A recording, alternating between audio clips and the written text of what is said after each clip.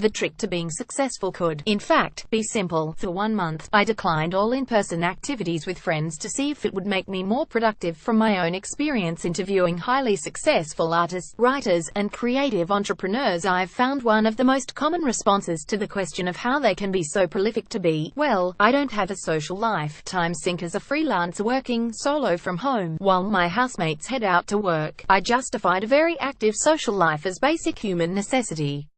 Yet when it dawned on me just how much time I was spending socializing, I realized I may be taking it to an extreme. I calculated that, on average, I was spending 22 hours or more each week on social activities. So, in a bid to see what would happen to my work output, health and well-being, I decided to try and cut out my social life entirely.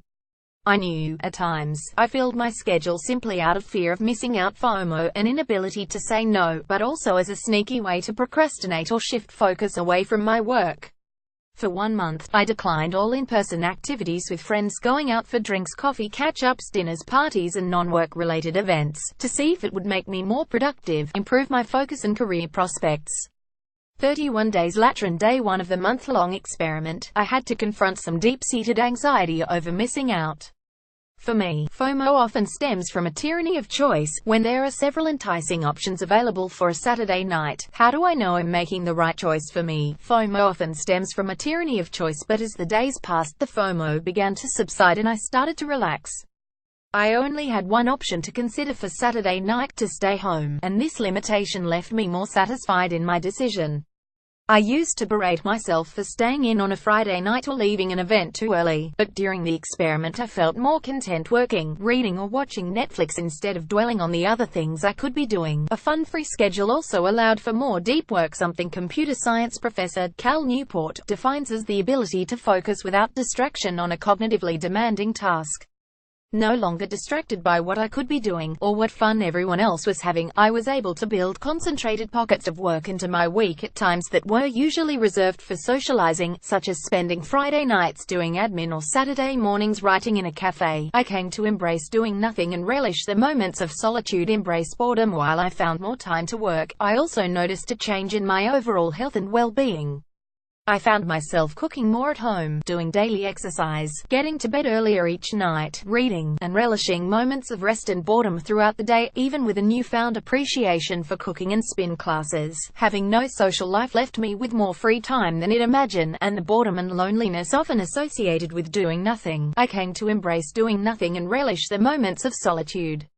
I went on meandering walks, sat at cafes without any technology, and found myself daydreaming more frequently as I was no longer attempting to fill every spare moment. Such idle moments are crucial for creativity, and mind-wandering has been linked to creative problem-solving.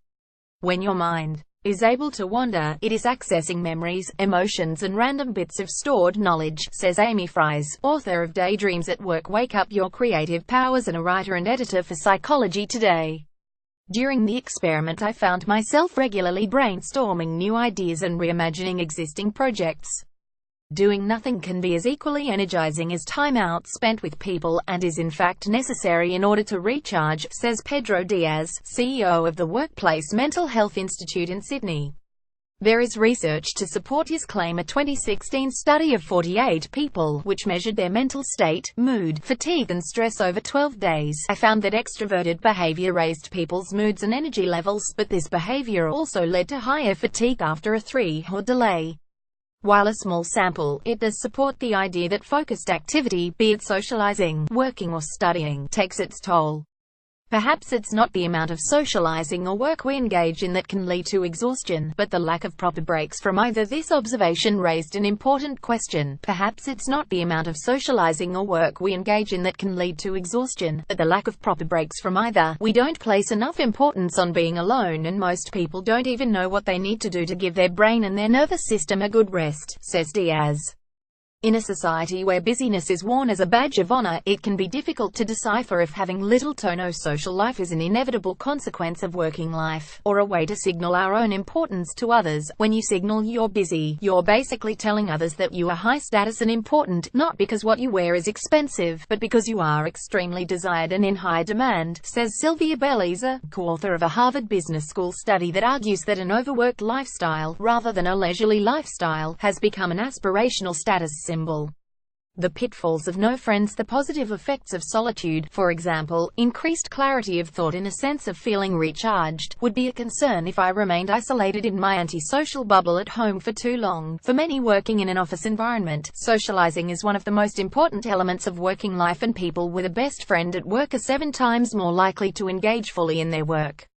Workplace camaraderie also creates a common sense of purpose and a social support network that can lead to promotions and professional advice. Of course, off-hours socializing is also an important way to build work contacts. While 1 month of no social life did not impact my relationship with existing clients, if I continued it may have diminished my ability to build new ones. Work and play. Rather than striving for a distinct work-life balance, we may be better off trying to bring our social life into our work. It occurred to me that perhaps the secret to a successful career is not cutting out your social life, but integrating the two.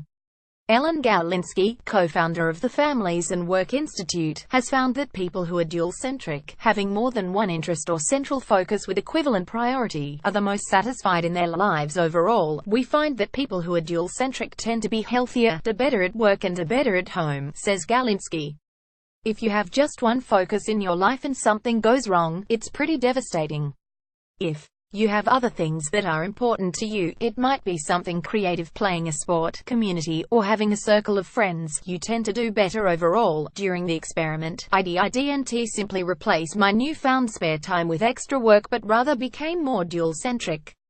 I was able to build in more concentrated pockets of work where I otherwise wouldn't, but I also gravitated to activities that were previously neglected: the gym, practicing the piano, and meditation.